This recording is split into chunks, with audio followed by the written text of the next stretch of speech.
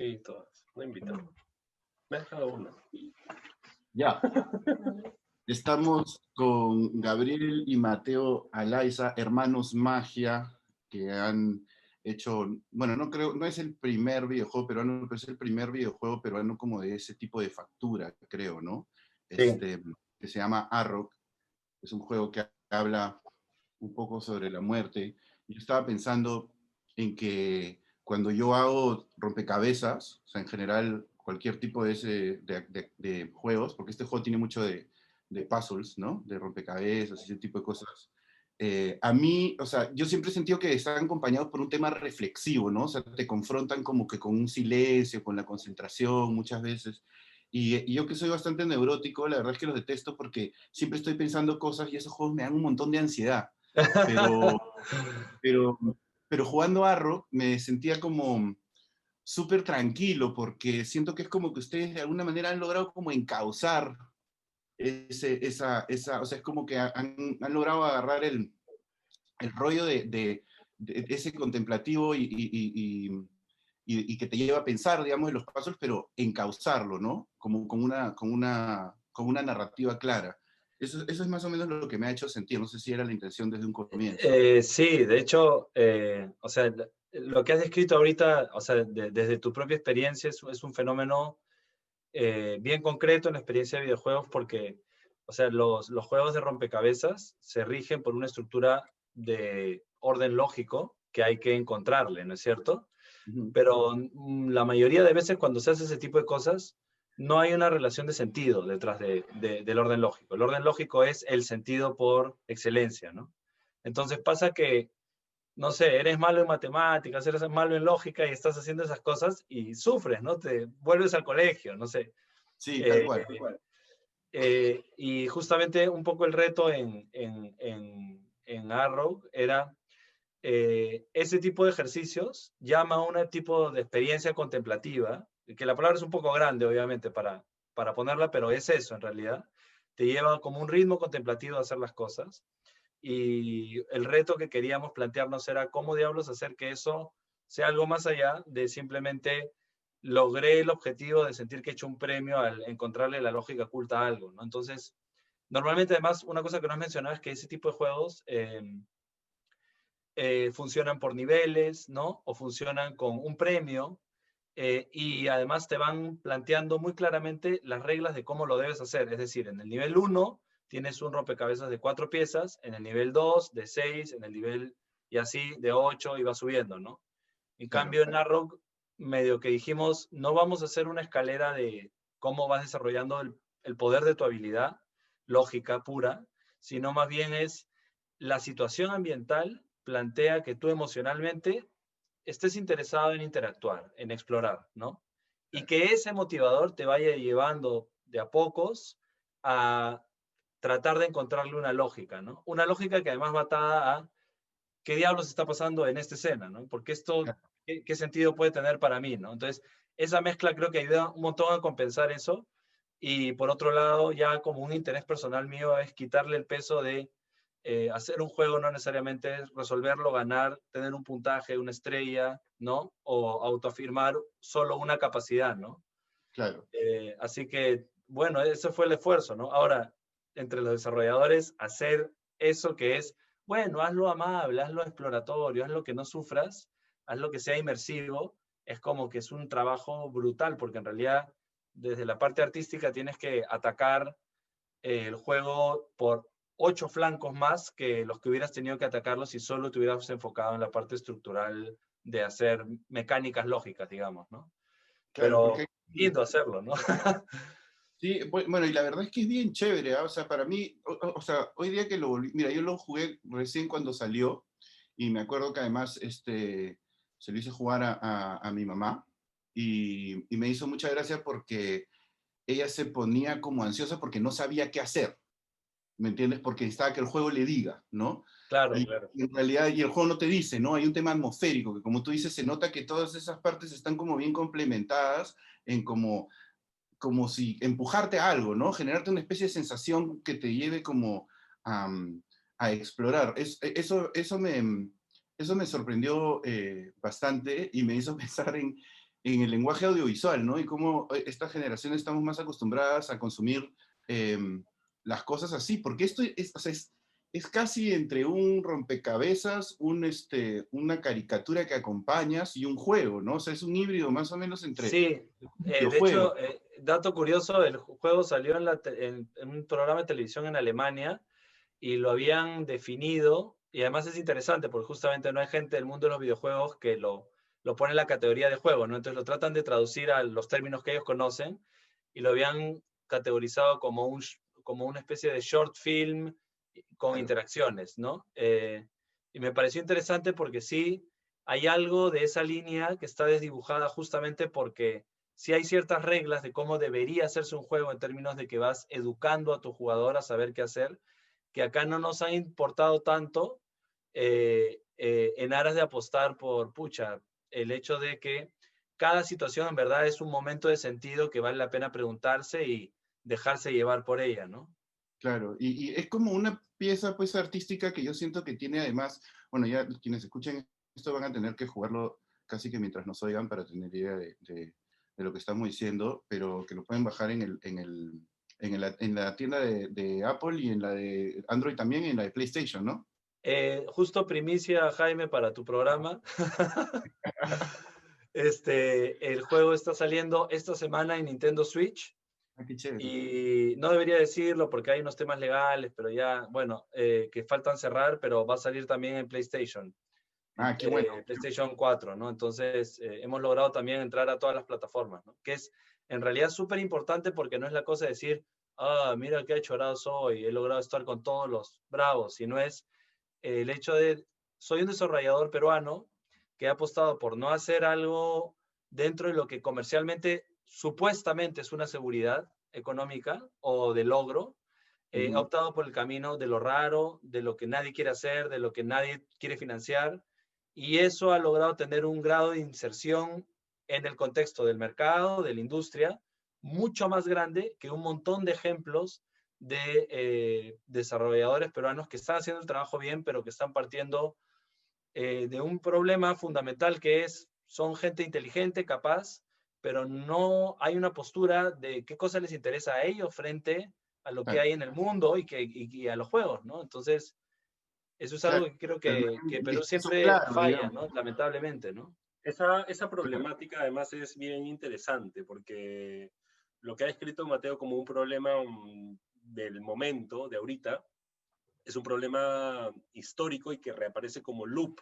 Cada vez que hay un medio, digamos, de comunicación que abarca lo narrativo generalmente, en este caso los videojuegos son herederos de una tradición narrativa importantísima, es ubicado por el uso que puede tener una herramienta narrativa en específicos linderos, ¿no? Los espacios de la propaganda, los espacios del divertimento, los espacios específicos de la educación en una lógica adoctrinante, son lugares en donde muchos otros medios han caído previamente, ¿no? El cine en un momento, el cómic sin duda, los dibujos animados sin duda, y sin duda también el videojuego. Hace un momento Mateo puso en la mesa una palabra que me parece relevante y tú la contestaste llamándole arte, ¿no? Y él habló de interacción, ¿no? Y esa es otra cosa que también es un fenómeno interesante, ¿no? Hay muchas artes que llevan casi como un castigo su propia denominación. El cómic, por ejemplo, el cartoon, por ejemplo, son palabras que condenan a estas manifestaciones las limitan, expresivas. digamos. Total, las encajan, ¿no? Y el videojuego tiene la misma problemática. Por eso yo hablaba de lo que está planteando Mateo, es algo que no solo viene sucediendo siempre, sino es un tipo de arte, el narrativo, el que es más bien popular, masivo, que siempre está un poco condenado a ser mirado peyorizantemente desde alguna especie de élite O cultural sea, que lo castiga, ¿no? es una mezcla entre ese castigo, creo, y a la vez el hecho de que de pronto es este nuevo recurso mágico que llega a la sociedad, que es, no sé, el cómic, y lo meten en una imprenta, en un periódico, y hay un mal uso de ello, ¿no? Es como, ah, bueno, esto llama un montón la atención, vamos a hacer unas tiras cómicas de un personaje estúpido, ¿no? Claro. Que es la contracara de lo que Gabriel está diciendo, ¿no? Los peyorizados son, ah, eres un loco que hace cosas raras, y los otros en, vamos a usar este asset para seguir aplicándole una lógica de masividad en función de algo que no tiene nada que ver con la verdadera potencia de ese medio, ¿no? Un Claro. fenómeno con el que converso yo con un montón de desarrolladores peruanos, típico es, vamos a hacer un videojuego porque hace un montón de plata, porque ahorita es la nueva, digamos, que hay ahorita en boca de todos, y vamos a hacer un videojuego de incas estilo Mario Bros, ¿no? Puta, Claro. que ahí, O la olvídate, combi, weón. o el de la combi, ¿no? Claro, y que son, y lo más triste, siendo rigurosos, es que terminan siendo ejemplos importantes, ejemplos fundamentales, fundantes, porque esa gente que se manda a hacer eso, que digamos ahorita podríamos criticarlos desde este punto de vista, por el otro lado, gente que hacer un videojuego es algo achoradazo, entonces están subiendo una montaña contra viento y marea y todo, y sin embargo la esencia de a dónde se han metido es lamentablemente súper pobre, ¿no? Bueno, eso ha pasado también con los cómics y de hecho también con el Claro. cine más de entretenimiento, ¿no? Tienes autores fantásticos, fantásticos, fantásticos, haciendo durante décadas contenido de mierda para satisfacer un mercado masivo que se contenta con pellets, con poco, Claro. y teniendo un imaginario increíble que puede en cualquier momento asomar, ¿no? O gente que Claro. está itinerando, inclusive grandes maestros, ¿no? Que por momentos hacen obras increíbles y de pronto están haciendo mierda corporativa o algo muy específico y demasiado guiado, demasiado agarrado de las riendas y sin ninguna carga creativa, ¿no? Y Claro, tiene claro. mucho que ver con este espacio de lo narrativo, porque finalmente el relato es mucho más fácil convertirlo en historia, entonces tiene mucho poder el relato. Y claro, al ser herramientas del relato, de la narración, son espacios peleados, ¿no? Espacios en donde todos quieren meter la mano y todos quieren construir su propio relato y tiende a empobrecerse un montón, ¿no? Y claro, lo que plantean los ejemplos de Mateo son evidentes, ¿no? La combi, el tratar de contar la historia en su espacio más plano, pero esto lo puedes ver desde la problemática del videojuego ahorita, como lo puedes ver en... No, es como si estuvieras hablando del cine. Es como si estuvieras hablando del cine. O sea, Sí, que esta y ándate más atrás, ¿eh? Te puedes ir a las ánforas griegas y ver cómo los griegos cuentan maniáticamente las mismas historias en sus ánforas, pero cada de vez en cuando aparecen ciertas narraciones en las ánforas que hablan, por ejemplo, de humor, erotismo, y son mucho más caletas, son mucho más secretas, y luego tienes la gran narrativa helénica, que era una gran propaganda helénica para que todo el Mediterráneo reciba estas ánforas con vino adentro y afuera tuviera pues, la historia de Aquiles, ¿no? claro, Esa pequeña lógica se repite hasta ahorita, ¿no? son como ciertas lógicas de mercado, ¿no? O sea, Sin porque, duda, Total. sin duda, es... claro, o sea, lo que tú, porque por ejemplo, yo me acuerdo cuando aquí en el Perú se estrenó A Su Madre, hubo toda esa polémica, ¿no? Con respecto al cine, ¿te acuerdas? A Su Madre llevó 4 millones de personas al cine, entonces era, ya, esta película no es buena, pero sí, pero genera como industria, o sí o no. Total, Y la total. verdad es que hay gente que te decía, no, porque va a generar un montón de películas que son una porquería, lo cual ocurrió, es verdad, pero luego pero también vas a generar un montón de películas que son chéveres, y también ocurrió, porque después de A Su Madre, obviamente no se debe solo a eso, pero sí te habla de un mercado en donde algo se hace rentable y se han hecho mucho más películas peruanas, ¿no? Dentro de Sí, esas, tal cual. buenas también. Y creo ustedes también, pues claro, con este proyecto se sirven de una coyuntura bien particular, ¿no? Porque el hecho de que puedan entrar, o sea, ya de que PlayStation tenga todo este servicio online, por ejemplo, ¿no? Por usar el caso de PlayStation, pero todas estas plataformas ya tienen esto donde tú compras los juegos en línea y te los descargas, ¿no? No solo para el celular, sino ya en las consolas, ya se ha hecho algo normal.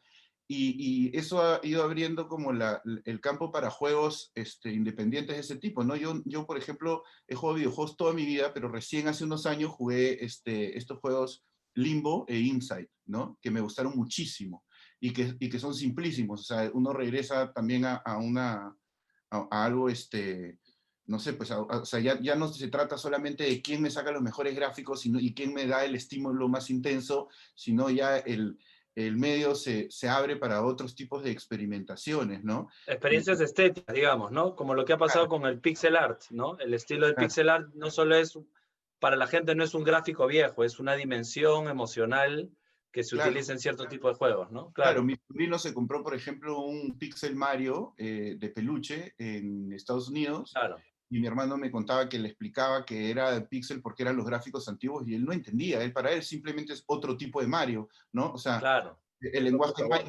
Minecraft también es eso, ¿no? O sea, yo siento que las generaciones nuestras hemos crecido como viendo, ya, qué innovación me vas a sacar, ¿no? A ver, PlayStation, ¿no? Así ponte las pilas, mejores y mejores gráficos, más realismo, y después vienen estos juegos que no se apoyan en lo absoluto en eso, sino simplemente en darle al jugador la posibilidad de imaginar y de hacer lo que quiera, ¿no?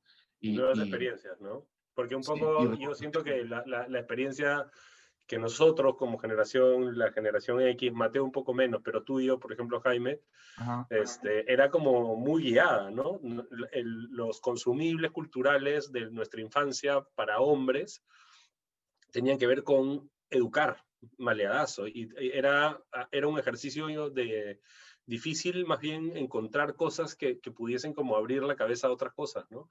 O sea, yo por supuesto siempre voy a tener nostalgia por ver dibujos animados como lo hacía de niño y con la ilusión que lo hacía de niño, y veía Canal 4, Canal 5 y todas las cosas que pasaban ahí, pero para mí cuando apareció, por ejemplo, Locomotion a finales de los 90, claro.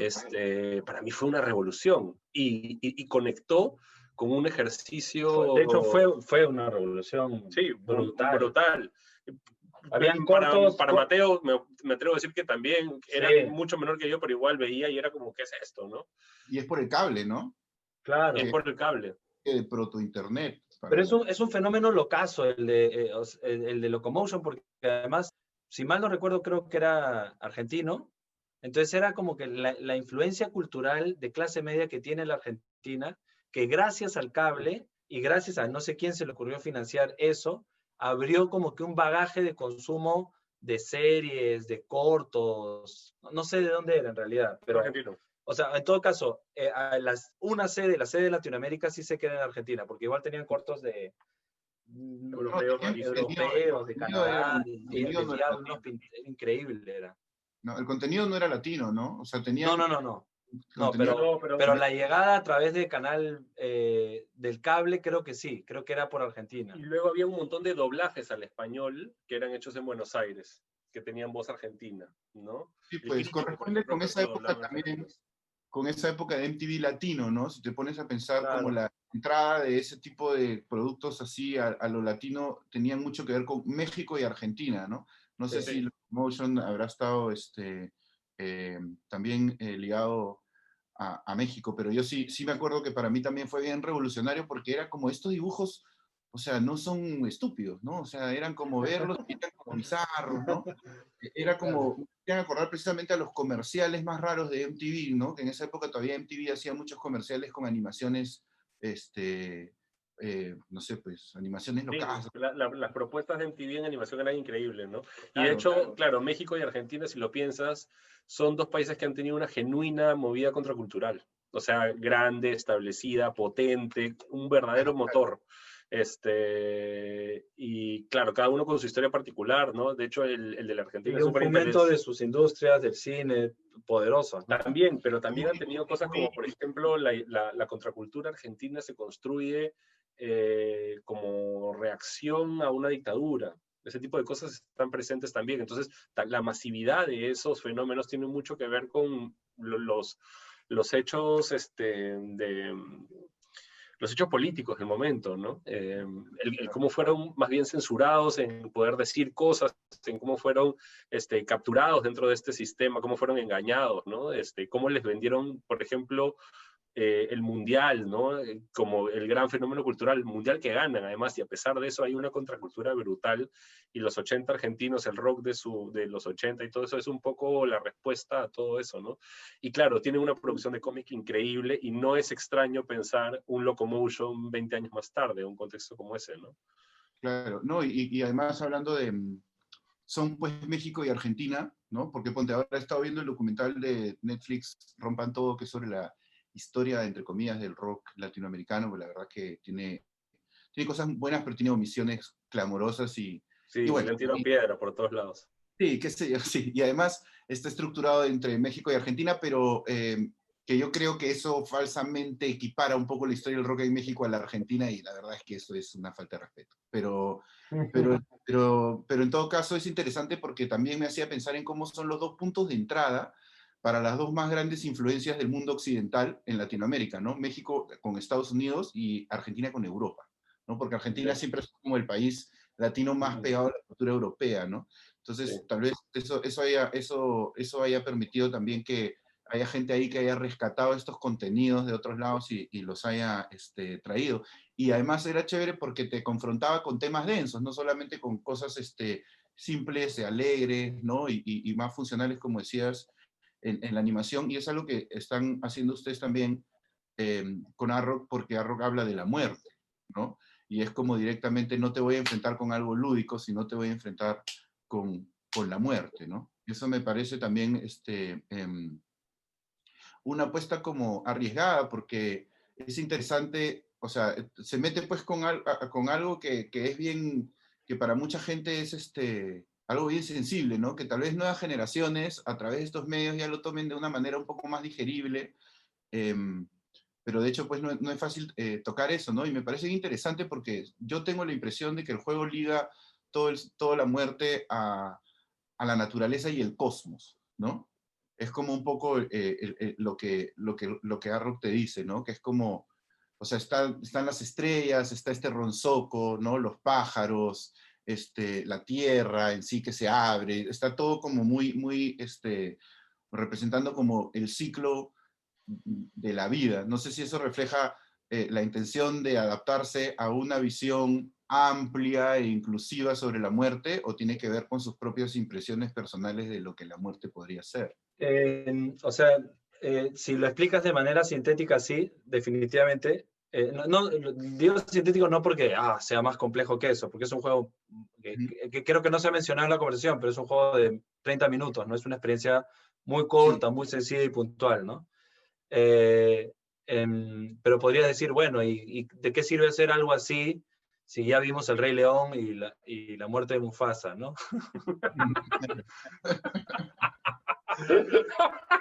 Estoy tratando de llegar a las generaciones jóvenes.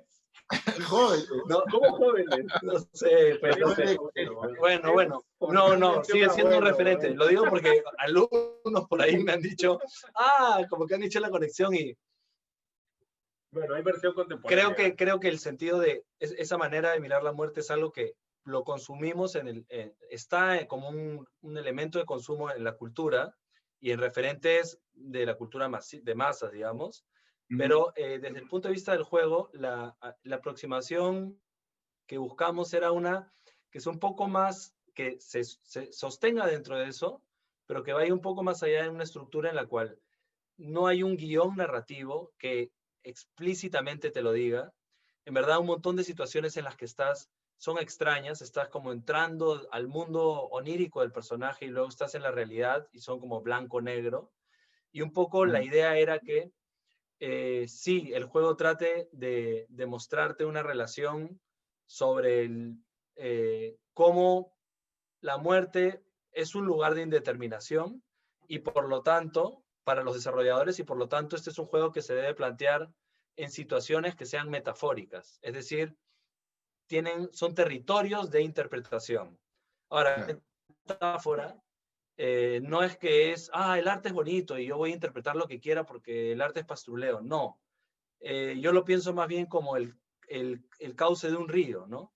La metáfora es el cauce, tiene un grado de contención y qué cosa puedes tú contener en el espacio de experiencia que has articulado, ¿no? Creo que es una manera sencilla de explicar esa potencia, ¿no? Entonces, dentro de lo que tú estás diciendo, el juego sí busca hablar de esa relación, de tratar de entender la muerte primero como un elemento que no está separado de la vida, que para mí es algo fundamental.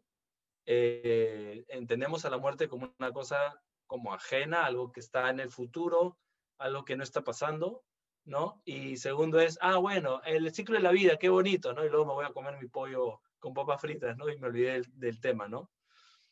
Entonces un poco el juego tiene como que este velo de misterio a propósito y de espacio interpretativo para que esa relación de qué cosa es el cosmos para uno no quede como una verdad que te determine el juego o porque simplemente te dio pena la muerte de Mufasa, y no sea más bien como tú en esta constante duda de la que estábamos hablando al inicio, desde esta constante situación de exploración, estés habitándola en realidad, en los términos del juego, claro, ¿no? Humildemente, ¿no? Claro. Que es no sé dónde estoy, ¿qué hago ahora frente al momento en el que estoy en el mundo, ¿no? Tengo una sorpresa, algo cambia, algo muta, ¿no? ¿Quién es el protagonista? Por ejemplo, a mí me pasó que, bueno, pasa al inicio del juego, esto es un spoiler, el personaje se muere, ¿no? Claro. Y me pasaba que en los primeros prototipos yo empezaba el juego con el cuerpo muerto, ¿no?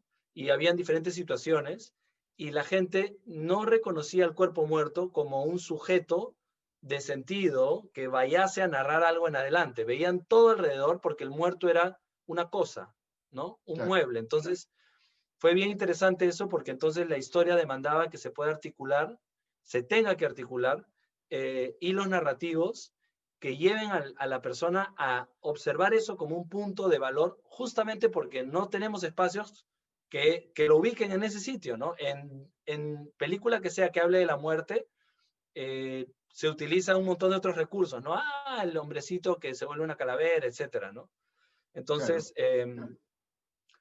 Esto es un más poco como, la idea era, como la claro, zona. llegar a ese centro, pero explotarlo desde otras áreas, ¿no? Una cosa que Claro. también era bonito de tocar la muerte, que es un tema que Mateo además, hay que decirlo, ha trabajado en su, teóricamente en su licenciatura, en su proyecto de licenciatura de la Facultad de Artes como pintor, entonces tiene una investigación sobre eso. Llevarlo al videojuego era también llevarlo a un espacio en donde el tratamiento de la muerte ha sido bien curioso, ¿no? La muerte ha adquirido una especie de transparencia en el sentido de que se vuelve algo casi vacío de contenido, ¿no? Los videojuegos incluyen a la muerte como un elemento de la jugabilidad siempre, ¿no? Existe el save, el load, existe el Claro. morir, regresar a un punto anterior para poder cambiar tu destino, existe el hecho de morir como un perder, ¿no? Al morir pierdes, Fallaste, ¿no? al Fallaste, morir no lo fallas, lograste. al morir tu experiencia, tu diversión se acaba. Entonces el concepto de muerte en el videojuego es bien interesante porque está cargado de todos los traumas históricos que tenemos sobre la muerte y que tienen mucho que ver con las herencias de un pensamiento profundamente religioso en el mal sentido de la palabra, y también un pensamiento racionalista que solo ha podido entender a la experiencia de ser humano como una carnalidad, un cuerpo, y punto, ¿no? O sea, que ni siquiera le da un espacio, ni siquiera hablemos de espíritu o alma, pero a la psique, por lo menos, ¿no? Y los traumas de estos dos pensamientos, que son justo los pensamientos constitutivos del occidente contemporáneo, al final cuando tocan al videojuego manifiestan estas creencias, estas formas en relación a la muerte, ¿no?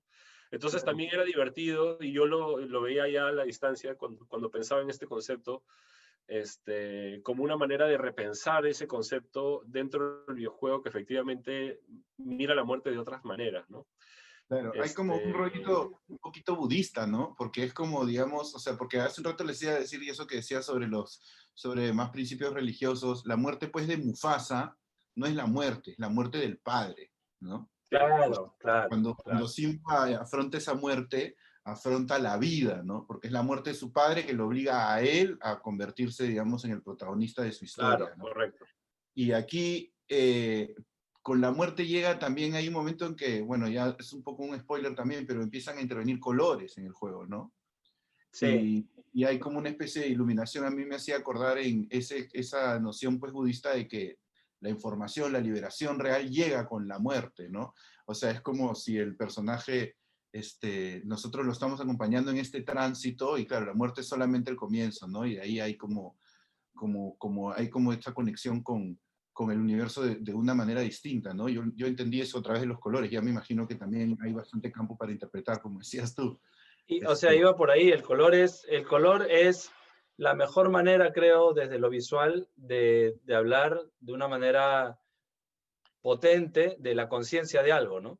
O sea, esto es una explicación muy floro, porque en el juego funciona y no necesitas ninguna explicación, ¿no? Pero ves verde y ves azul, y son dos colores diferentes objetivamente, y son dos cosas únicas en su forma perfecta, digamos, ¿no? Entonces, la llegada del color en este juego que es blanco y negro es la conciencia del personaje de estar en sí mismo, integrado a quién es él, de haber aceptado lo que le toca en ese momento, ¿no?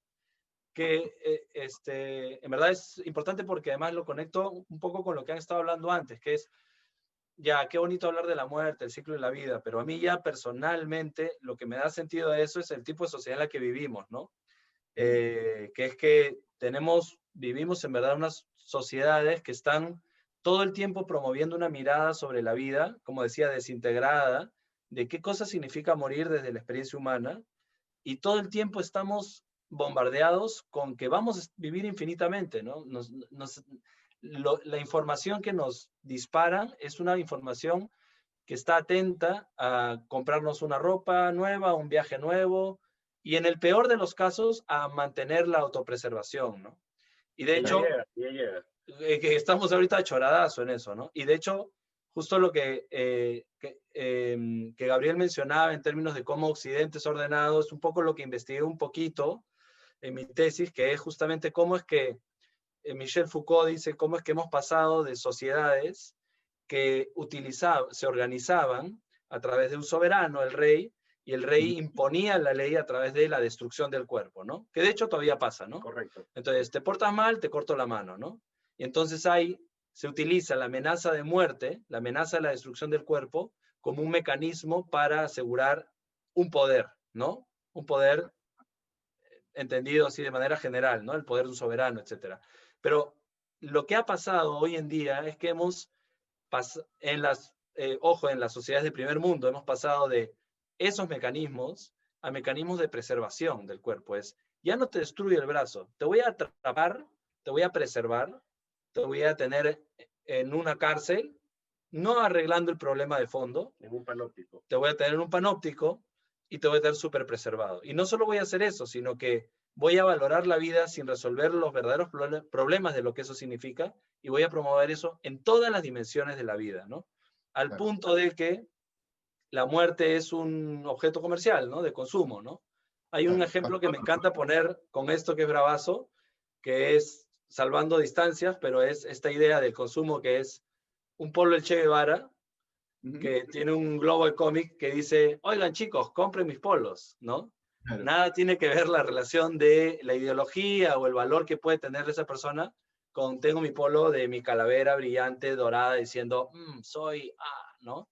Como una apropiación de lo que significa una experiencia metafísica o física, no sé, como quieran llamarlo, ¿no? No, y además hoy en día hay como, en el discurso, por ejemplo, de las redes y de los memes, hay como también o sea, hay varias tendencias fuertes, ¿no? Y hay una que es como la nihilista, ¿no? Que habla, que como que de alguna manera glamoriza todo supongo que es de los emos viejos que la deben estar perpetuando, pero es como que hay como un rollo hay un nihilismo que reivindica el suicidio, o sea, desde el humor, ¿no? Desde el como eso de, ay, otro día más, qué cagada, abrí los ojos y estoy vivo, ¿no? O sea, que es como una especie de glamorización de la depresión y de la vida como algo vacío, ¿no?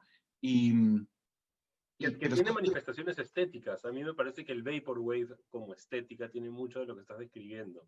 Ajá. Una cosa blanda, superficial, un poco consumible, candy, en donde la pulsión de muerte está brutalmente presente, pero cubierta de una fina piel de colores fosforescentes y arquitecturas griegas en 3D noventero, ¿no? Claro, es como... claro. Pero abajo hay una pulsión de muerte brutal, de desengaño, de esto se acabó, esto es una mierda, no creo en nada de lo que han creído mis ancestros, estoy al borde del abismo y aquí estoy, ¿no? Claro, claro. Y en esta época en donde además necesitamos más y más estímulos, ¿no? Tipo al mango para precisamente olvidarnos, ¿no? Un poco de eso. Es como cuando conversábamos también la otra vez sobre eso sobre el FOMO, ¿no? O sea, sobre cómo cuando tú, por ejemplo, pasas por Spotify. A mí me pasa muchísimo eso. Yo sufro mucho con Spotify, por ejemplo, tengo que decidir qué disco voy a escuchar desde antes de bajar al garaje, incluso del carro. ¿No sé lo que es FOMO? No sé lo que es FOMO. Yo tampoco sabía lo que era FOMO. Y Jaime me dijo lo que era FOMO. El FOMO es un término que está muy de moda ahora, que se refiere a Fear of Missing Out, ¿no? O sea, el miedo of Missing Out. Me pareció okay. buenísimo. Solo no saber qué es FOMO ya es Ya, como me libera de Fear of Missing Out, o no, no sé. No, mira, la ansiedad que te Ahora tienes un genera nombre querer para ese saber, programa, ya. la ansiedad que te genera querer saber qué es FOMO, es FOMO. Claro, O sea, ya es como, ¿sabes qué cosa es? Es como, porque se extiende a todo, ¿no? El FOMO va desde la gente que tus amigos se están reuniendo y tú no puedes ir y te da como una ansiedad porque quieres estar ahí, también quieres estar en el otro lugar, ¿no? Quieres estar en todo, pero yo hablaba más de ante la inmensidad de opciones, ¿no? O sea, a mí me pasa, por claro, eso usaba el ejemplo de Spotify, ¿no? En esta época en donde todo está a la mano, cada, cada elección es una renuncia al resto, ¿no? claro. Cada cosa que tú puedes elegir compite con todo lo demás, ¿no? No con alguna otra cosa. O sea, yo cuando me acuerdo, cuando hace años vivía en España y quería escuchar música, tenía unos cuantos CDs de MP3 donde grababa discografías enteras. Entonces, tenía un CD con todos los discos de Radiohead, un CD con todos los discos de Led Zeppelin, ¿me entiendes? Yo Entonces, tengo la igual. elección era Led Zeppelin o Radiohead. Y una Claro, tal cual, tal cual. ¿no? Pero ahora a veces me pasa que me siento en el auto, incluso abro el garaje y de repente me doy cuenta que hace 10 minutos que estoy tratando de escoger qué es lo que voy a escuchar para un trayecto de 10 minutos también. O sea, Claro, voy a escuchar a mí 4 me pasa. canciones. Eso es una confrontación constante con la muerte también, ¿no? Con la frustración y Total. con tener que sacrificar, ¿no? Total.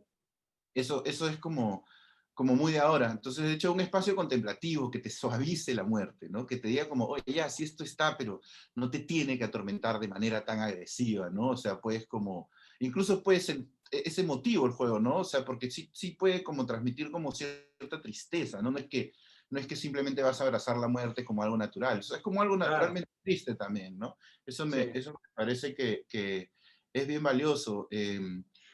Hoy en día. Y me parece bien paja que empiece a llegar a través de los videojuegos, porque justo pensaba eso, ¿no? Como comparándolo otra vez con el cine, mi amigo Nico Saba siempre dice que los videojuegos son el octavo arte, ¿no? Porque la gente le llama al cine el séptimo arte, ¿no? Y pensando un poco lo que decías también, Gabriel, hace un rato sobre cómo a veces estos formatos se autolimitan, ¿no? O sea, cuando dices, claro, y Arrow, por ejemplo, es eso, tiene tanto de como decía, una narrativa, es casi tanto una experiencia visual como un videojuego, ¿no? O sea, podría ser como una pequeña película de animación también, ¿no? Y Como algo pienso en, involucrado. claro, cómo se han visto mal a los videojuegos durante tanto tiempo y ahora es realmente ya, o sea, es como si el mundo se hubiese rendido, ¿no? Ante esta revolución, porque nunca antes, no sé, los niños habían jugado videojuegos desde tan niños. No sé si necesariamente sea positivo siempre, supongo que ya dependerá de cómo se administra, pero Depende de los juegos, ¿no? Depende del El juego. contenido, ¿no? El contenido y del como todo, juego, ¿no? ¿no? Como el cine, pues, ¿no? Como el cine. Por eso, una vez más Claro, llegamos a... igualito, claro. Yo recuerdo a mi viejo hablando de los regaños que recibía por parte de su papá por leer Salgari, Por leer mucho. por leer mucho, por Sí, quedarse en casa, por por leer leer mucho. Salgari, por Ya deja leer leer Tarzán, tanto. por leer una serie de literatura de aventura de la época, ¿no? Claro. Era una mala costumbre, estás enviciado, estás mal con eso. Claro, estás Y es perdiendo tu consumo tiempo. cultural, ¿no? Básicamente. Sí, sí, sí. A mí una vez un amigo del colegio, bueno, no es mi amigo, pero era mi conocido del colegio, me regañó porque me vio leyendo 100 años de soledad. También me acuerdo. ¿Qué es eso? Eso no te va a dar dinero, ¿no? Y era como, tipo, teníamos además de 17 años, ¿no? Pero te hace pensar, claro, en ese approach que hay, ¿no? Y cuando recién algo como el videojuego se convierte en una industria gigante y tienes ahí a un huevón que gana 50 millones de dólares al año simplemente transmitiendo cómo juega videojuegos por YouTube, te das cuenta que ya esto ha cambiado por completo, ¿no? Y, o sea, y yo pensaba como que, o sea, tal vez sea, no el final del cine, ¿no? Pero sí como medio un apartamiento, ¿no? O sea, dentro de no mucho, yo sí creo que los videojuegos pueden ser como ya casi una categoría cinematográfica más, ¿no? Están No sé bien si lo ves, cerca de eso, de hecho. ¿no? O sea, ¿Sí? mira Red Dead Redemption. Claro, y en términos de plata en la industria, ya hace ya varios años han superado, o sea, los videojuegos generan más plata que la industria del cine, ¿no? Ya hace años ya. Claro. Y Desde que salió Totalmente. GTA, no me acuerdo qué GTA, pero El O sea, 5. GTA 5, creo que fue ahí, fue el quiebre de los, superó cuánto genera los No, videojuegos. y con pandemia ha sido brutal. Claro, esa es la otra cosa. Ahora en la pandemia los videojuegos han sido los más afortunados. Es como un montón de gente está repleta de plata porque la gente se ha abocado a ese espacio, ¿no? Como un espacio de soporte, ¿no? Claro. Oye, y al final, ¿y en PlayStation 5 va a estar? ¿O en el 4? O sea, ¿hay Sí, alguna también. diferencia? O sea, Eh, básicamente lo veo por... Va a estar eventualmente. Ahorita PlayStation 5, por ser una plataforma nueva, tienen como filtros mucho más rígidos de qué cosa entra y qué cosa no. Muchísimo más rígidos, porque ahorita lo que sacan, saben que va a ser como que vende 1000. Lo que sea que haya en PlayStation 5, boom, explota, ¿no? Claro. Entonces, igual ya como nosotros hemos pasado todos los checks de ellos, que son un montón en verdad, seguramente eventualmente podremos entrar ahí, ¿no? Pero bueno, hasta que no esté, no, nada de seguro, ¿no? Claro. Estaba pensando también en otro tema un poco relacionado, ¿no? Porque ya hablando del aspecto discursivo que ya hemos discutido del juego, y pensaba cómo el lenguaje gráfico siempre pues, tiene este elemento discursivo y hasta político, ¿no? Y las artes visuales medio que siempre han tenido ese rol político, a pesar de que muchas veces no se nota, ¿no? Y lo pensaba un poco por lo que estás haciendo, Gabriel, tú, las gráficas que estás haciendo con Transparencia Internacional sobre Inti Con y amnistía. perdón, con Amnistía Amnistía Internacional, Internacional. Claro. sí, y con respecto a Inti bueno, el otro chico que murió lamentablemente en las marchas, muchas veces la gente le dice Brian y después Jack, y la verdad al final no tengo claro cuál es el nombre exactamente, pero que tenía que ver con el reconocimiento de esas dos muertes, ¿no? Y tú estabas planteando un poco a través de imágenes más o menos chocantes. ¿Tú crees que o sea, tú crees que, yo sé que siempre la gente se ha relacionado, digamos, con lo gráfico, ¿no? Pero hoy en día es realmente como el primer acceso casi que tenemos a la información, ¿no? Desde los celulares, o sea, tú abres inmediatamente un meme, una foto, una gráfica, es como casi que tu primera fuente de información. ¿Tú cómo ves como el poder que está adquiriendo la gráfica ahora con Internet y sobre todo con las redes sociales, ¿no? Como para dar esos mensajes. Bueno, primero decir sobre lo del arte y la política, ¿no? Yo creo que efectivamente justo, y pasando por el tema del videojuego, yo creo que tocar el tema de la muerte de esa manera es un gesto político, sin duda, ¿no? Lo que pasa es que no tiene los tintes que estamos acostumbrados a ver en los gestos políticos que provienen del arte, cosa que más bien sí tienen esas gráficas que yo estoy sacando, que provienen estratégicamente y en maneras casi que del lugar opuesto de donde viene el videojuego. El videojuego viene de un ejercicio complejo de organizar mucha gente, de laboriosamente construir un tejido fino a lo largo de años, ¿no? Para llegar a un objetivo, y esto más bien proviene del repudio, de la ira, de emociones que te llevan a reacciones que pueden ser violentas, ¿no? Y claro, la gráfica que yo he planteado, que vengo planteando hace unos años, yo un poco la imagino como gráfica de la fiebre, como gráfica que aparece en estados de afiebramiento, ¿no? Como Lovecraft. Lovecraft escribía, Sí. se encerraba y sudaba y ahí escribía. Salían los demonios ahí. Es un dato curioso. Claro, el universo Lovecraftiano es eso, ¿no?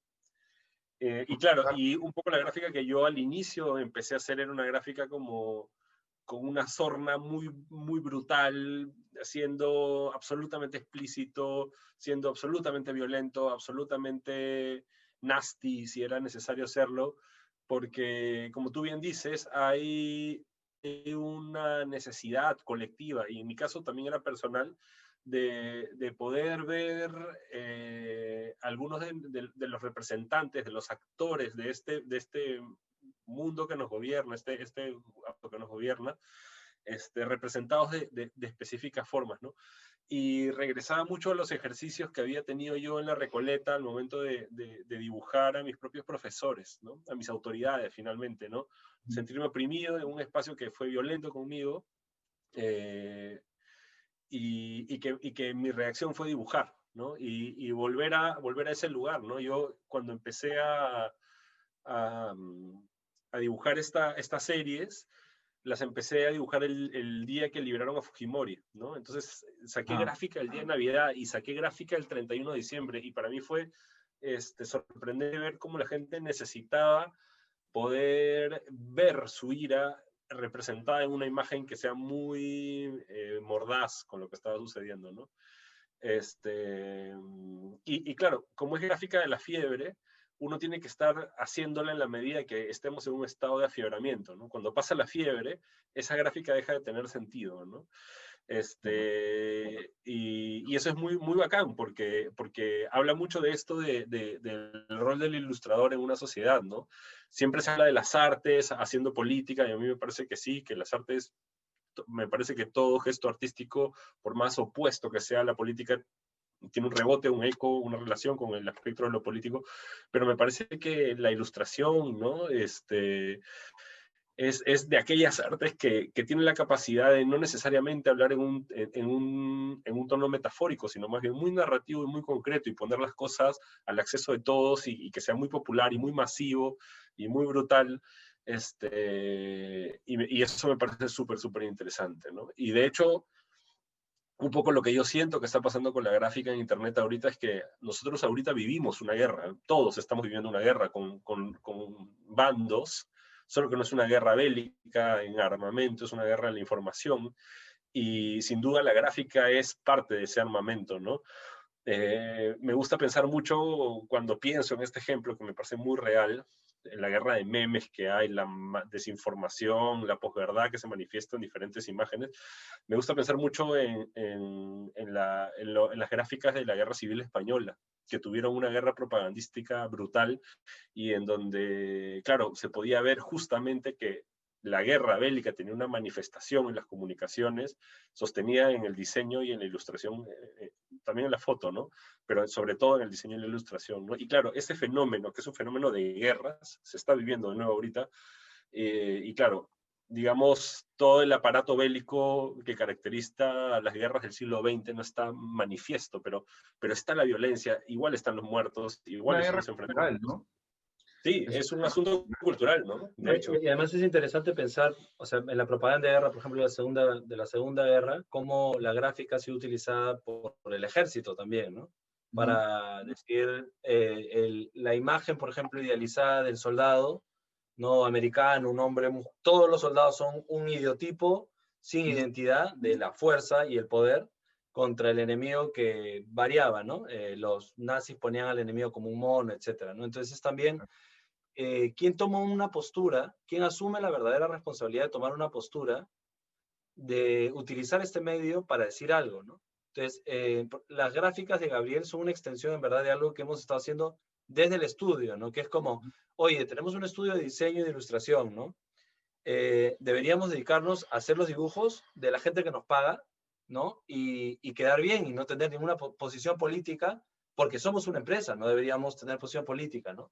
Entonces, es algo que estoy seguro en ninguna universidad te va a enseñar de, oye, tu empresa por si acaso tiene que tener postura política, ¿no? Y más bien para nosotros consideramos que era algo fundamental, ¿no? Y además Claro. evaluándolo porque tocaba pensarlo, es como, en verdad si hay gente que no nos contrata por hacer eso, en buena hora, porque evidentemente hay gente que está pasando por agua tibia el hecho de que la organización que eres, sin importar lo que hagas, en el estereotipo que puedes decir, ah, estos hacen dibujitos, es justamente lo que le da poder al mensaje que se te haga quedar, ¿no? Y en este caso, las gráficas que Gabriel hizo en las marchas de Merino, las he visto yo impresas por otra gente que no conocemos, de 4 metros por 5, unas cosas extraordinarias, ¿no? Donde inmediatamente te das cuenta cómo eso concreto que Gabriel está señalando tiene tiene una representación literal para la gente y un uso, ¿no? Claro, En ese claro. sentido, las redes son increíbles, ¿no? O sea, porque la propaganda pocas veces ha tratado de recoger un sentir popular y proponerlo, ¿no? La propaganda de este tipo, sino lo que siempre ha tratado es un poco... No, en el fútbol sí lo hace. No, no. O sea, lo que hacen un poco es como forzar un contenido, ¿no? De hecho, volviendo a la Guerra Civil Española, contenido forzado del lado socialista, comunista, anarquista, fascista, o incluso de la propia república, ¿no? Pero aquí lo que tienes es un sujeto individual relacionándose a un volumen de gente y claro, te sientes como todos. Eso es un poco parte de vivir en este país. O sea, el tipo de frustración y la selección creo que son de las dos cosas que más nos unen, ¿no? La forma específica en cómo estamos frustrados frente a lo que vemos suceder todos los días. Entonces, el dolor hermano. ¿Qué? En el dolor hermanos, como se dice. Sí, correcto, ¿no? Entonces es interesante poder construir gráfica que apele a eso, porque también siento que el sentido de unidad se construye desde una mirada muy escolar de lo que es nuestro país, muy de los símbolos patrios y nuestras victorias y nuestros héroes, y que no incluye nuestros traumas y nuestras dificultades y nuestras taras, que en la medida que los podamos reconocer como algo propio y colectivo, son cosas que podemos trabajar, o sea, que te lo diga cualquier psicólogo, ¿no? O sea, en la medida que podamos reconocer que caramba, somos un país que ha fracasado en construir partidos políticos medianamente decentes y que en verdad es un ejercicio democrático que se tiene que lograr y se tiene que lograr en principio desde la protesta, por lo menos, ¿no? Cuando podemos tener estos consensos, es que estamos de acuerdo en algo, es que empezamos a operar como un colectivo, ¿no? Y entonces también ahí la gráfica cumple un rol importante, ¿no? Sí, y hay una cosa clave que menciona Gabriel, que es la relación de sentido, yo creo, ¿no? O sea, a mucha gente le debe pasar, ¿no? Que va al estadio, ¿no? Ve a Perú jugar con Chile, Perú mete gol, gritas, gol carajo, no ha visto fútbol en todo el año, ¿no? No ha visto, no sabe nada, a mí me pasa, ¿no? Y no solo eso, sino que te puede pasar inclusive la arbitrariedad inmensa, peor para la sociedad limeña, de que abrazas al que tienes al lado, que es un desconocido. Claro. Una maravilla. Entonces, pero eso es una maravilla, pero es bien interesante porque llama a una pregunta que es, tenemos una institucionalidad sobre qué cosa, dónde están los valores de sentido del país, ¿no? A Cáceres o en Surco tenemos 30 parques con la misma virgencita, ¿no? Pero si bien eso es parte de nuestra historia, ¿cuántos de estos personajes son hoy, en el presente y en lo que estamos viviendo diferentes grupos humanos, lugares de sentido? No lo son para un montón de gente. Tienes el fútbol que se vuelve uno, pero ahí es donde entra la importancia de la inserción en la cultura y de justamente esta capacidad de acción frente a estados afiebrados, como Gabriel los ha definido, que no es solo estar a la orden del día porque sí, sino es la oportunidad donde esta fiebre puede articular un símbolo que está cargado de algo más allá que simplemente pensar que por haber puesto un presidente con billetes en los bolsillos, lo quieras literalmente matar, sino que te lleva mucho más a decir, estamos unidos contra esto, vamos a tomar hoy una postura contra eso. Por más idealista que suene, esa chispita que tiene una carga totalmente emotiva es lo que da sentido a que la gente se mueva, ¿no? No es casualidad con lo de Merino, ¿no? Y no es casualidad como lo de Merino, de hecho, lamentablemente, luego se recontra desinfló, ¿no? Fue como, odiamos a Merino, tenemos una postura sobre las cosas, pero no se articuló más allá, ¿no? Para mí fue un reflejo muy claro de cómo lo que está actuando no es la narrativa de cómo los periodistas decían, esta generación nos ha dado cátedra y son mejores porque la tiene más clara, sino es que se alinearon una serie de cosas sobre qué debía darle sentido a la gente por lo que estaba pasando y por la frustración que tenía, ¿no?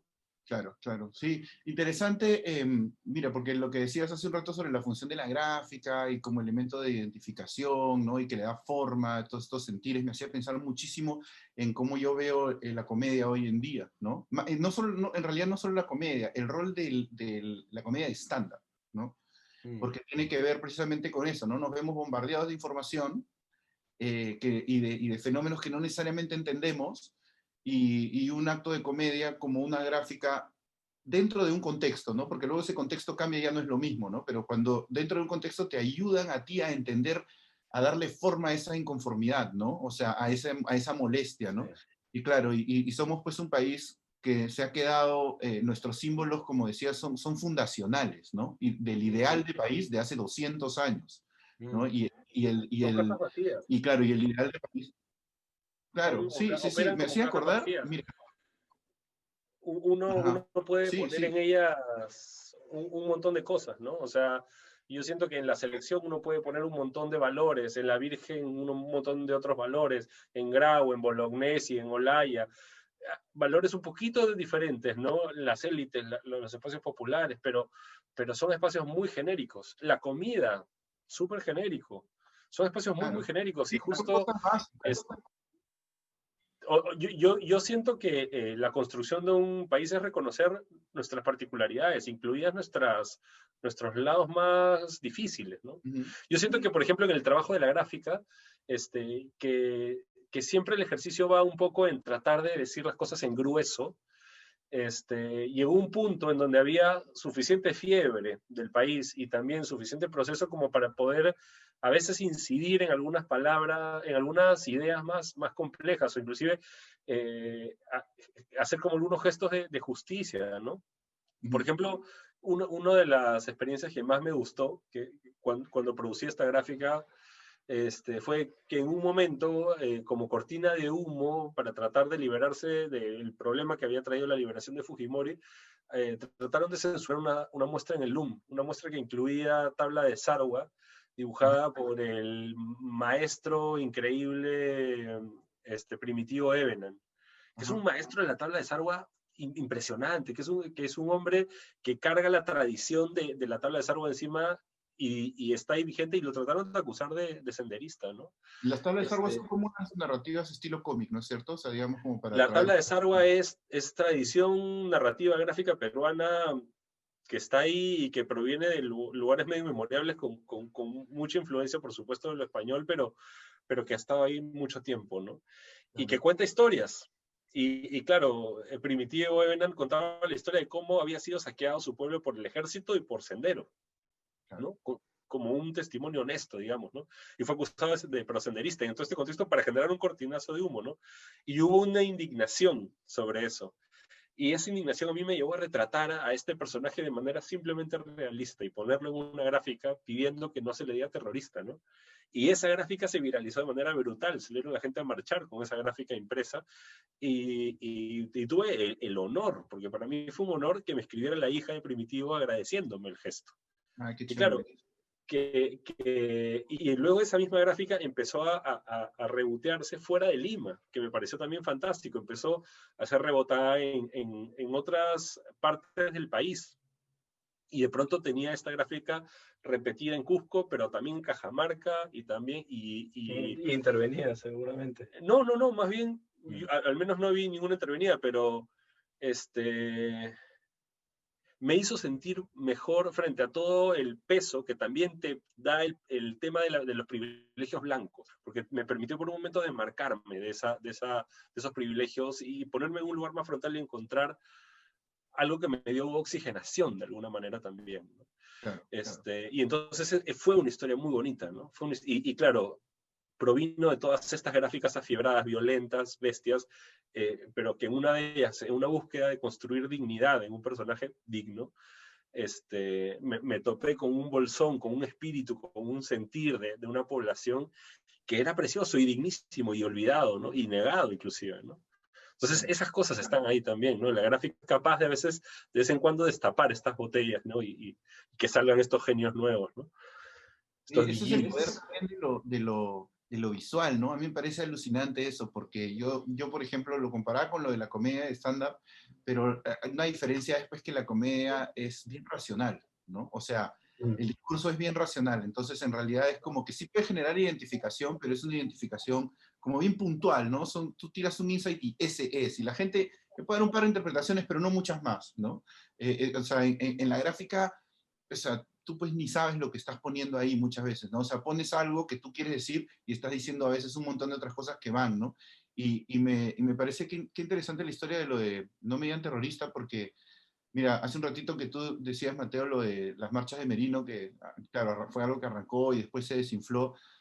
Es un ciclo que en el Perú, pues, o sea, nosotros pues estamos en, como decía Max Hernández para lo del, eh, justo para esas marchas, ¿no? Pasar de lo destituyente a lo constituyente, ¿no? Que es una frase que ya se ha manoseado un montón, pero que tiene un sentido más que idílico, creo, como él lo planteó, para mí es más como de diagnóstico de lo que nosotros somos como nación, pues porque son estos 200 años donde todavía nos queremos agarrar del ceviche y San Martín y dos cosas más para darle forma a nuestra identidad, y claramente esas cosas no alcanzan. Pero estas explosiones masivas a veces pareciera que no, o sea, que se desinflan porque no consiguen lo que quienes marchan de repente piensan que van a conseguir, que era en este momento, ya, primero sacar a Merino, pero digamos ese era el objetivo directo de las marchas, pero prácticamente la idea era que luego se cambiara la constitución y 2 semanas más tarde el Perú era un nuevo país, ¿no? O sea, y claramente pues, eso no iba a ocurrir nunca, o sea, no, son pequeños pasos los que hay que dar, ¿no? Rara vez una explosión se conforma como un paso corto, pero a mí, por ejemplo, me parece de enorme valor, que creo que ha sido el más grande giro que se ha logrado con lo de las marchas de Merino, contra Merino, es la marginalización ya casi total de quienes utilizan el terruqueo como moneda así de cambio tipo usual. ¿Me entiendes? O sea, hasta hace unos años eso estaba mal visto, pero por quien se podría haber tomado el tiempo de analizarlo. Pero ahora está mal visto ya en general. O sea, es Sí, casi totalmente. Sí. como cuando en una discusión de redes te dicen pues de que cuando citas a los nazis es casi como, o sea, cuando dices, ah, bueno, pero Hitler tal cosa, es casi como ya te hubieras rendido. Pues ya ese argumento es un argumento extremo que ya no sirve, ¿no? Entonces, terruquear Claro. ahorita es como, ah, bueno, ya, ok. Estoy hablando Sí, con... Es loco, claro. sí, y creo que fenómeno de que eso se haya dado sí también es que fue bien tardío cómo es que se politizó el espacio de las marchas, ¿no? El intento de politizarlas, ¿no? Como que Forsyth lo dijo 3 días después y así empezaron, pero en el espacio de las marchas, yo estuve ahí, no veías pancartas de diferentes grupos políticos, era la gente, ¿no? Creo que eso ha ayudado también a generar refuerzos en ese tipo de criterios, ¿no? Claro, eran marchas de rechazo, ¿no? O sea, Claro. eran marchas que decían, esto no, ¿no? O sea, que hablan de nuestra adolescencia como país, y no por la falta, sino por el estado de la vida, digo, o sea, en la vida de un humano somos como un país un poco adolescente, pues, o sea, en el sentido de Sí, que tal entiendes cual. lo que no quieres, tal vez no sabes lo que quieres, pero ya más o menos vas entendiendo lo que no quieres, ¿no? Que es algo que tiene que ver con eso. Y a mí me hace pensar además cómo estamos tan necesitados de esas nuevas figuras. El otro día estaba hablando con una persona y le estaba explicando cómo a mí me asombra el carácter simbólico que tiene esta clasificación al mundial, porque me parece que tiene, o sea, el hecho no solamente de que se haya dado en este país, que siempre yo lo he percibido y muchas personas como este país del casi, ¿no? Donde sientes que todo está ahí para que se den las cosas, pero luego nunca se dan, ¿no?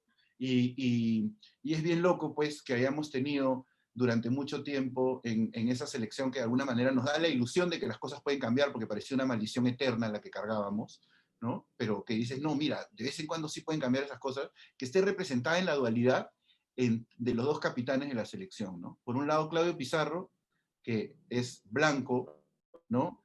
Triunfa afuera, sobre el papel es bueno, pero luego a la hora de la hora no conecta con el país, y además se apellida Pizarro, que es un apellido de un conquistador que nos ha Pa' colonizado. colmo. Claro, o sea, es increíble. Y luego tienes este Tupac Amaru, ¿me entiendes? Que además crece a la sombra del conquistador en el Bayern Múnich, ¿no? Porque Paolo Guerrero es como el que fue un poco como apadrinado por Pizarro en el Bayern Múnich, ¿no? Y es, claro, un cholo con pinta así aguerrida, que sangra en la cancha, que no necesariamente es tan bueno como el otro, pero que rinde mucho más, y se apellida Guerrero, ¿me entiendes? Y hay ese recambio sale el conquistador y entra el Guerrero, ¿no? Y con esa famosa puteada en el partido con Uruguay donde le dice, oye, huevón, ¿qué te Increíble. pasa? El otro le dice, no, pues no puedo, ¿no? Es como o sea, un peso simbólico tal que yo no sé si habla de ciertos cambios que el destino nos trae o de la necesidad que tenemos los peruanos, donde me incluyo, de darle sentido a estos giros del destino. Claro, yo creo Eh, que de hecho. pero a mí me parece fascinante, ¿no? Como narrativa. Y es que todas esas cosas, todas esas narrativas están ahí, ¿no? Todos esos contextos influyen de una manera súper grande, ¿no? Incluso cuando no se nota, porque me quedé pensando también de alguna conversación que tuve alguna vez contigo, Gabriel, que me hablabas, que me parecía muy interesante sobre el rol político del arte en general, y estabas usando de ejemplo la figura de Jackson Pollock. que Sí. a mí me parecía eso una historia muy interesante que me encantaría que la cuentes, porque Bueno, que hay algo todas tan estas investigaciones, sí me acuerdo de esa conversación, y claro, este, que es bien interesante entender a Jackson Pollock no solamente como pintura tirada sobre una superficie, sino primero como una especie de gesto de libertad, ¿no? quien, quien- quien lo ve, digamos, en un comienzo y no tiene idea de qué es, las pinturas de Jackson Pollock parecen simplemente que hubieras chorreado un montón de pinturas en un lienzo de todos los colores y casi no parecen Correcto. de una forma, ¿no es cierto? Al punto que desarrolla una técnica que me parece a mí muy astuto de su parte, que le llama el dripping, ¿no? Y él hace drippings, hace como pequeños lanzamientos de pintura y va construyendo estos pequeños splashes y construye estas composiciones descomunales muy grandes, ¿no? Y que en algún momento estuvieron, claro, coleccionistas empezaron a adquirir la obra, pero había un interés del Estado americano de empoderar ese tipo de discurso para hablar del mercado, ¿no? Como un espacio de libertad, un espacio de libertad, un espacio de movimiento contrapuesto a las manifestaciones abstractas soviéticas que más bien buscaban organizar el espacio, construirlo y que más bien tenían características geométricas que ordenaban todo. Entonces empieza a ser apoyado por una serie de coleccionistas y hay investigaciones que señalan a la CIA inserta en estas como apoyos al artista específico para construir desde las artes digamos, una visualidad para una ideología. Que yo creo que con el tiempo, con la caída pues, del eje soviético y con la caída digamos, de una de las cabezas de este sistema que proviene de la ilustración, ¿no? De la idea de tener un parlamento dividido en dos posturas, y que con la muerte de una de las cabezas, no es que sean muchas más, sino que más bien la otra empieza a morir, ¿no? Y más bien lo que empieza a suceder con las artes, con la caída del eje soviético, es de alguna manera una estandarización, no de las estéticas, sino del tipo de búsquedas, ¿no? Lo que se quiere buscar en el espacio del arte y lo que se puede decir en el espacio del arte, y hay como una especie de autorreferencialización luego constante en el arte que ya ni siquiera toca el mundo más allá de sí mismo, ¿no? Que está constantemente mirando a sí mismo para poder hablar de sí mismo, ¿no? Y creo que tiene mucho que ver con una especie esto que tiene el arte de mirar mirar, ser un poco prestidigitador del futuro, entender que el modelo que estamos viviendo está ideológicamente fracasando, que se tiene que empezar a pensar nuevas cosas. O sea, siempre el arte se ubica en estos lugares, ¿no? Yo creo que la caída del eje soviético deja a mitad de potencia una cosa que hoy por hoy estamos viendo que un poco termina de fracasar. No digo que no vaya a seguir, sino que ideológicamente Se la llama hoy día el ideología... marxismo cultural, ¿a eso te refieres? O sea, más que especificar en eso, me refiero a la relación dicotómica, que era muy útil, pues. Esta Claro. relación dicotómica se pierde y esta otra cabeza empieza a operar, construye toda una cosa, construye el fantasma del otro para que siga existiendo una suerte de dicotomía, pero realmente no existe, y empieza como a fracasar todo, ¿no? Claro.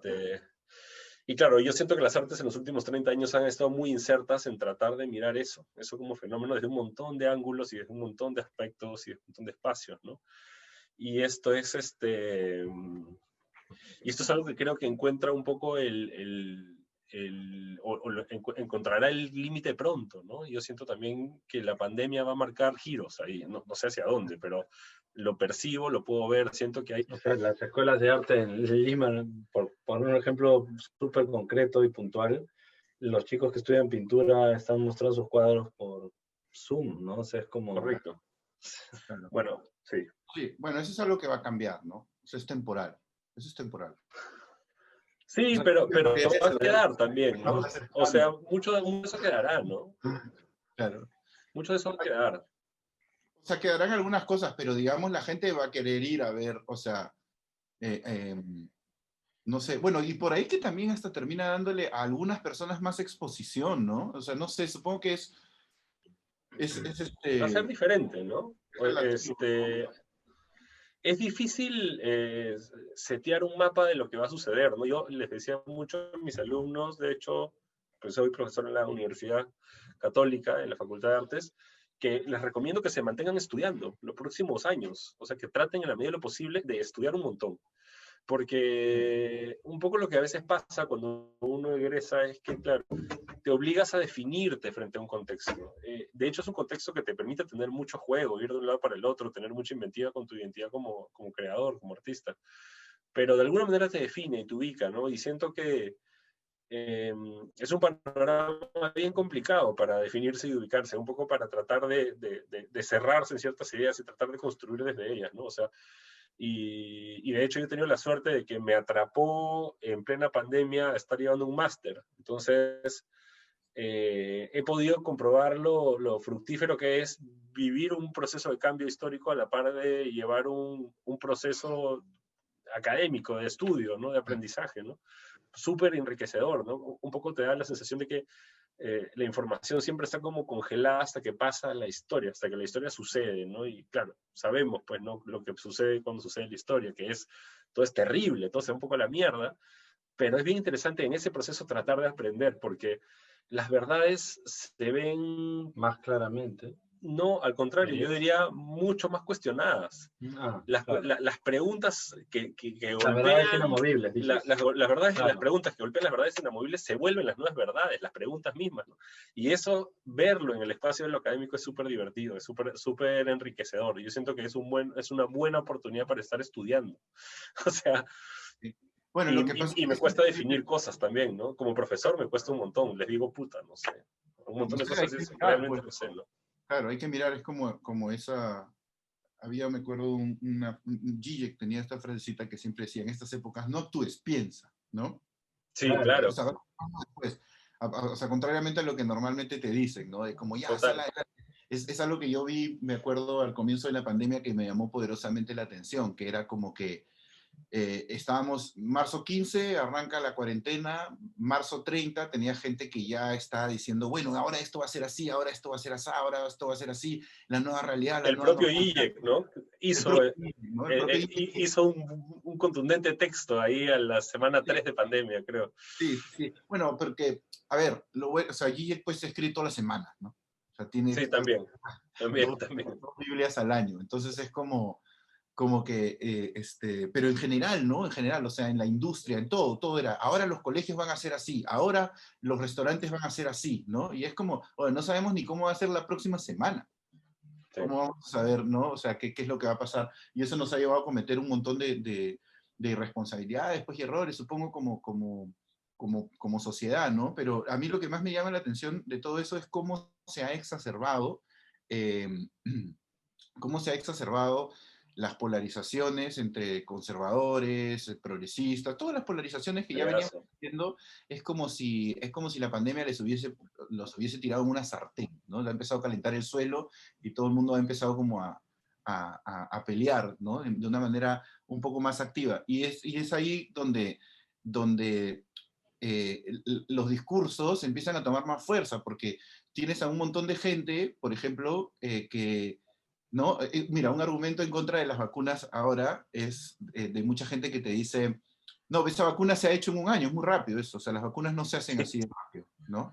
Y es como, ¿tú cómo sabes, huevón? ¿No? Y es como, no, o sea, porque lo he leído pues en otro que dice exactamente lo mismo, con un poquito más de convicción que yo, ¿no? Y entonces es como que, sí, pero ¿y la vacuna de la influenza que se hace cada año? Ah, no, no sabía, ¿no? Pero claro, no sabías, y eso es evidente, pero estás en la discusión. Entonces necesitas un discurso para adoptar, porque antes no te tiraban a la sartén, o sea, antes las cosas estaban pasando, pero si tú estabas con el resto de tu vida, por ahí no había una realidad que te interpele, podías ignorarlo. No pasaba nada. Y ahora no. Y entonces me hace pensar también mucho en medios artísticos como la pintura y la escultura, que yo sé que ya en el último tiempo, supongo que por la integración de nuevas tecnologías, ya venían incorporando narrativas más poderosas, ¿no? Yo tengo un amigo que es escultor que se llama Jaime Miranda, por ejemplo, que él va a la selva y saca estas raíces de árboles muertos enormes y los trae y los convierte en unas bolas de madera que son semillas y los planta en la ciudad y tiene este discurso de que hay como una especie de reconquista, ¿no? Desde de la selva a la ciudad, Es chévere la chamba de Jaime. Es paja, ¿no? Claro, pero claro, tú ves la semilla nomás y no entiendes todo eso. Eso te lo tienen que decir, ¿no? Hay un video que acompaña, hay un discurso, hay una presentación, un contexto y un artista como para plantear todo eso, ¿no? Y me hacía pensar cómo entonces tal vez ya las artes plásticas, o sea, por ejemplo, en la pintura y en la escultura, ya casi, o sea, tú me dirás, porque en realidad es una especulación nada más, pero ya casi no van a poder existir sin ese nivel de discurso, ¿no? O sea, ya esa figura contemplativa un poco de la pieza en donde tú míralo y tú decides, siento que ya va perdiendo un poco el lugar, ¿o no? ¿O se Hace refiere? tiempo, yo creo que hace tiempo, ¿no? Ajá. Y encuentro que tiene como una vertiente muy interesante y positiva que suceda esto, pero también extraño algunos de los valores de la lógica anterior también, o sea, me ubica un poco en un lugar intermedio, porque por un lado,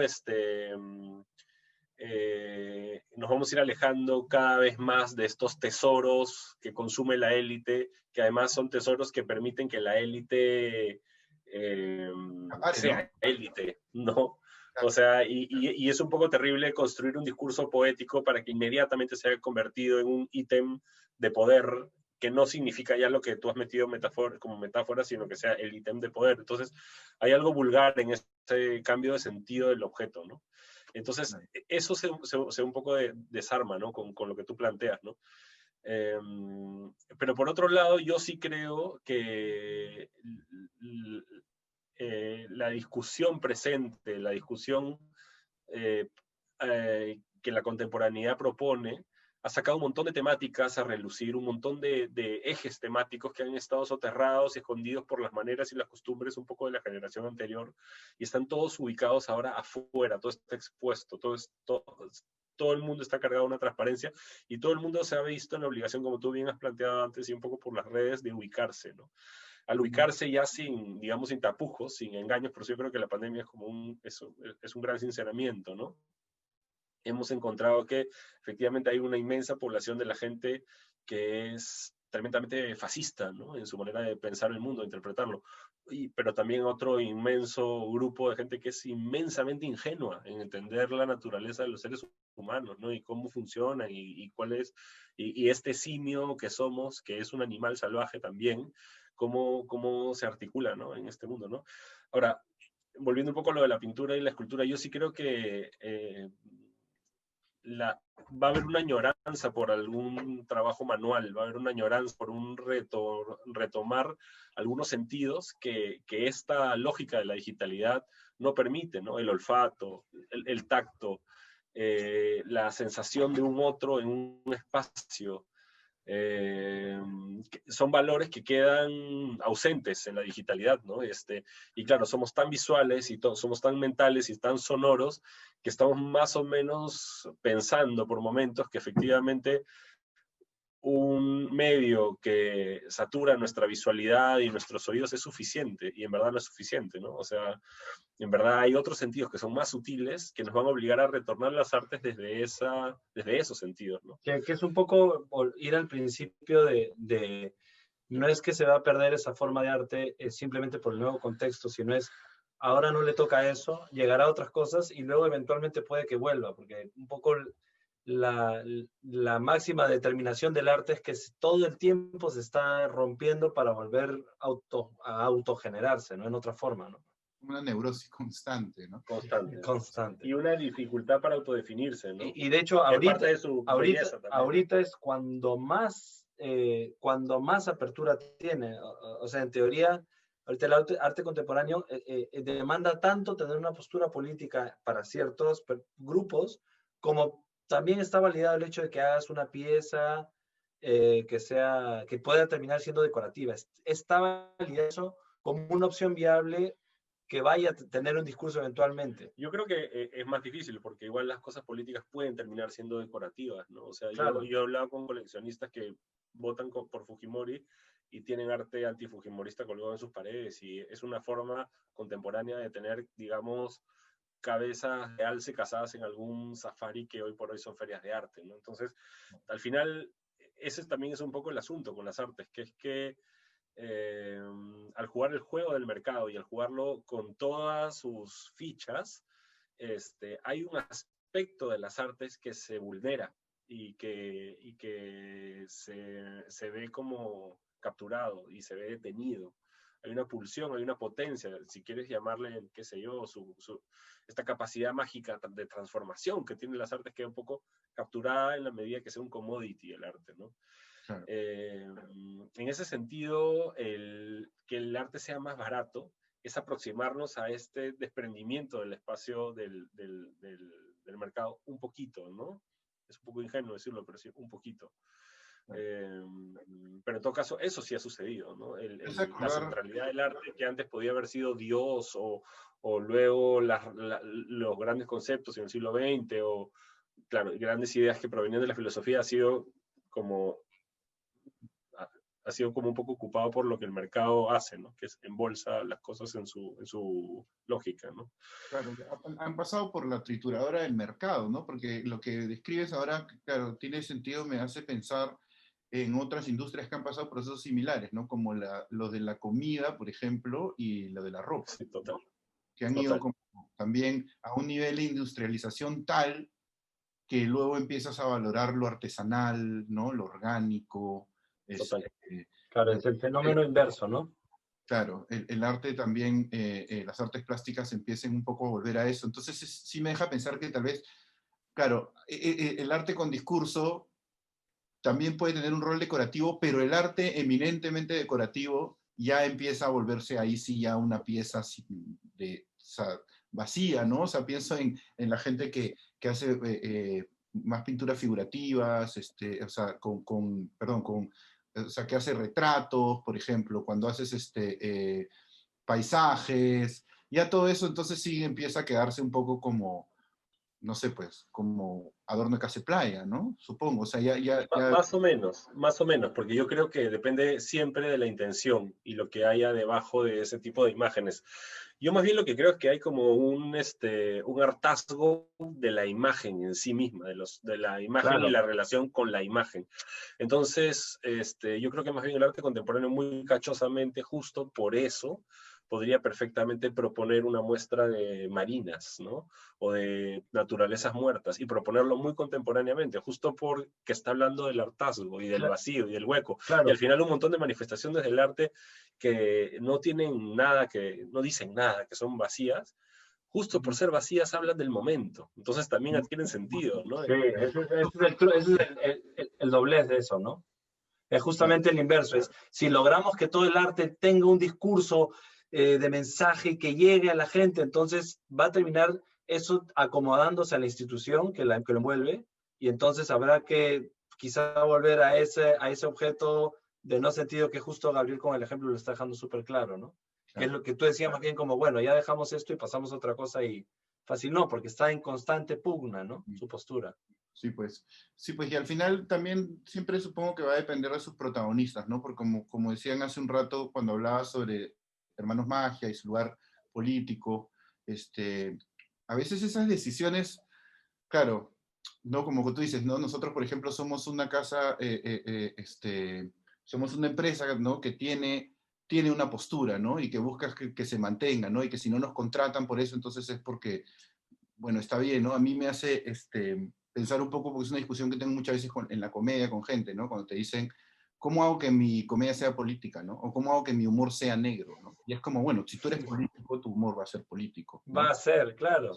Si tú manejas un código de humor negro, entonces te va a salir un humor negro. O es lo que deberías tratar de que te salga, ¿no? De ser honesto y transparente y que de eso fluya de ti. Yo también creo que no todo el mundo tiene que asumir una postura política. Es algo con lo que normalmente las personas que se jactan de ser apolíticas, me cuesta un poco lidiar con ellas, pero sí me parece importante defender su libertad, sobre todo yo creo cuando... que es una farsa, ¿eh? Yo creo que no hay apolítico. O sea, político es una postura política. Apolítico, de hecho, es una postura política. Sí, pero a veces ese Salvando carácter... la distancia de decir que no todo es político, sino todo es político en potencia. Correcto. Si no, la vida sería una determinación asquerosa. Sí, pues, y eso me parece bien importante señalarlo, porque sobre todo, por ejemplo, en los últimos meses, cuando hubo todo lo de las marchas y todo, a mí me parece que hubo también una masa que consume la política casi como, pues como un producto pop, que emplazaba a los representantes de su universo pop a manifestarse públicamente para poder colocarlos en los lugares. Y por más que yo pueda juzgar a esos personajes, y ojo que cuando yo me refiero a posturas apolíticas, no me refiero a los que se dicen apolíticos como Pedro Suárez Vértiz, que claramente puedes manifestarte, como dices tú, como Cero apolítico. político. Claro, es pues asumir una posición política, ¿no? Pero existe gente que en realidad pues por diversos motivos puede ser ignorante, ¿no? Realmente ignorante, ¿no? Y forzar a asumir una posición puede terminar también siendo pues contraproducente, Sí. ¿no? Y también es un poco como, a ver, pues, ¿no? Hoy que me provoca la política, quiero que mi programa de moda se trate sobre política. Pero también hay que la política al final es generalmente además, una torpe traducción de una estructura moral, ética. Y cuando tú escarbas, inclusive en el más ignorante de los ignorantes, en quien ha tratado de evitar toda la data política, te puedes encontrar pues con de repente una persona profundamente conservadora o profundamente liberal, con un sentido de comunidad como muy priorizado, o de repente un sentido de lo individual muy priorizado. Entonces, al final te topas con lo que es la semilla de su pensamiento y lo que probablemente sería su ubicación. O sea, y claro, quizás justo por no tener la información precisa, no ha tomado un camino, pero está ahí en latencia. Y creo que también por eso los discursos de extrema postura, tanto de izquierda como de derecha, encuentran bolsones de gente súper grande, que suelen ser las personas más desinformadas y que lo que tienen es esta cosa muy básica, muy sencilla de blanco o negro, ¿no? Claro, claro. Que pues, tienden además a tener pensamiento fanático, ¿no? Claro, por eso digo, ¿no? Porque al escarbar, pues encontrar una semilla, ¿no? De tendencia, sí, pues de información que les ha venido de antes. Muchas veces, el tema es que esa exigencia de una postura política no va tanto con el hecho de qué es político o no, sino de qué es una postura y qué no es una postura, ¿no? Porque yo lo que pienso es que se emplaza muchas veces a gente que está en esa, digamos, situación seminal de su idea política y se le obliga a tomar un bando, ¿no? Y eso lo obliga a convertir esa semilla en una postura, y eso puede ser un acto muy torpe y dañino para la persona, para el entorno, para la causa, para la discusión, para todo, sí, claro. ¿no? Claro, yo soy de Alianza, tú eres de U, te odio, ¿no? Te Claro. odio, ¿no? Entonces, y de repente yo digo, pucha, yo no soy de la U, pero de repente soy de Alianza, solamente que me molesta que jueguen de esta manera, entonces eres de la U, pero ¿me entiendes? Y bueno, entonces yo digo, pues, si el de Alianza me grita, de repente soy de la UP, bueno, ¿me entiendes? Y eso articula la incapacidad de que se entable un diálogo, ¿no? Se entable un diálogo que refleje en verdad para el mismo individuo, ¿no? Es contrasto el lugar donde me encuentro con el otro, a ver qué cosas el otro me puede decir que me resuenan sobre dónde estoy yo parado, ¿no? Claro. Y esa parte es importantísima en realidad, ¿no? Y es una tendencia mundial. ¿Conociste las ágoras en la Plaza San Martín? O sea, alguna vez he ido y he escuchado a algunas personas, he recogido folletos, ¿no? Para leer, porque son bien interesantes. Es como, Sí. es como leer pues los delirios de un troll, ¿no? Es como nuestro QAnon, Sí. ¿no? Pero Pero es súper interesante porque un montón de gente los rodea y como que van ubicándose y como que terminan haciendo supporting a ciertas ideas. Y es como bien interesante como cuando no tienes ninguna idea de qué pasa en el mundo, con muy poco te tiras para un lado o para el otro, y con todo además, ¿no? Claro, O sea, claro. y en ese sentido la desinformación es bien peligrosa, ¿no? Es como lo que hace un par de días leí en un artículo que alguien se refería a todos, a muchos de este trampismo extremo, pero no la extrema derecha fascista, sino el trampismo del QAnon, ¿no? Y se refería a ellos como los nazi hippies, porque tienen fachos que además son antivacunas ¿me entiendes? Y que tienen este discurso entre naturales, como si fuesen unos hippies, no hippies pues los clásicos, pero los hippies que hemos tenido los últimos 20 años más o menos, pero llevados hacia fascismo, ¿no? Y me parece bien interesante porque justo hoy día, por ejemplo, Amazon le ha quitado el soporte pues a esta plataforma que se llama Parler, que era como la alternativa a Twitter, ¿no? Con un poco de menos censura. Y y a mí me llama mucho la atención lo que va a pasar porque siento, por ejemplo, ahora como que está entrando el nuevo gobierno de Biden y se empieza cada vez más a desconocer a estos personajes. Ya Trump sale de Twitter, sale de Facebook. Estas personas que opinan a su favor desde esa postura extrema que empieza a ser su verdadera base, las están silenciando y las están sacando de ahí y cierran Parler además, y siento como que, claro, o sea, el brother sacó 70 millones de votos, ¿eh? Más que Obama, ¿me entiendes? O sea, Bueno, el esta partido gente, casi fue perseguido al inicio por la República de Weimar. pero por esta gente ¿a dónde va a ir? Hitler ¿No? terminó en cana. Claro, Escribió Mein Kampf desde la cárcel.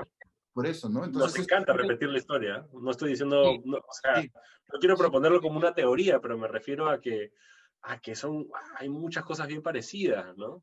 Claro, sí, sí, pues porque hoy nos escandalizamos porque tenemos a un tipo de color naranja que alienta a un tipo con cachos que tome el Capitolio.